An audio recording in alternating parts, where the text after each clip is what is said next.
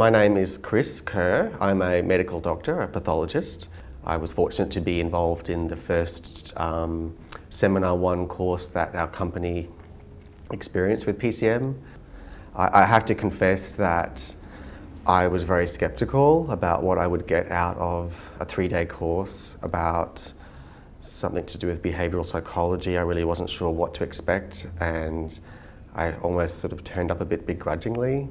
But within about half an hour, I could really see that this was something very different, very interesting, and I could relate to what was occurring. So I was pretty hooked straight away, actually. Okay, so PCM literally means process communication model. So it is a blueprint or a framework by which you can instantly understand communication. It focuses on how people communicate, not what they're saying, but how they're saying it and why they're saying it. It's very much like, instead of spending 5 hours in a psychotherapy chair with someone to really understand why they're communicating that way, why that's on their mind, just by listening to their words, tones, gestures, postures and facial expressions, they're basically advertising to you what makes them tick. And PCM gives you the skills to decode that very rapidly. And my vision for my CEO is to have PCM as the culture of how we communicate. So it will be revolutionary really in having staff harmony between each other. The ethos is to build a lot more love and respect for each of the employees towards each other, so that it will automatically improve efficiency, improve accuracy, improve work attendance. The flow-on benefits are enormous. So that's the initial in-house goal. Because we have a direct link to communicating to many other health professionals who are often in distress in some degree because they're dealing with patients in crisis, like new diagnosis of cancer, etc.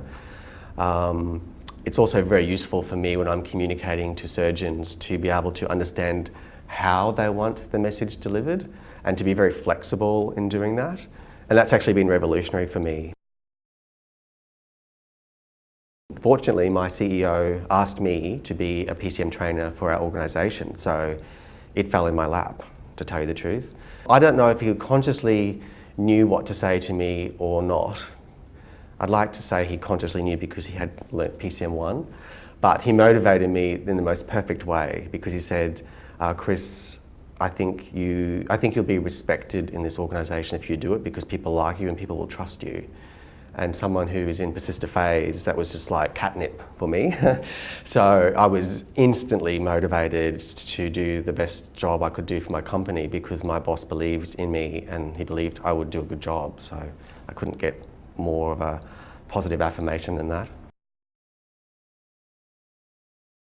I really think any skill set is an advantage with PCM. So if I just actually talk about the 6 base personality types that we learn in PCM, I think I would be able to give you strengths of how they could use PCM. For example, a harmonizer would love the tendency to actually have the world getting on in harmony.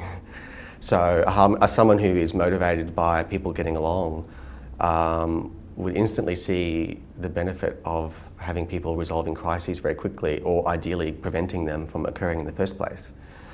So for someone who has a strong thinker tendency, it's just such a logical system.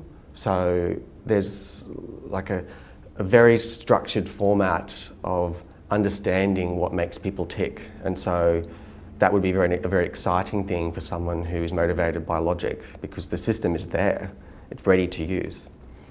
Someone who has a strong imaginer flaw would relish in the opportunity to reflect about their own past conversations with people and past interactions, and imagine the different ways they would communicate with somebody to then have the correct method ready at their fingertips. So there's actually a lot of fodder there for an imaginer.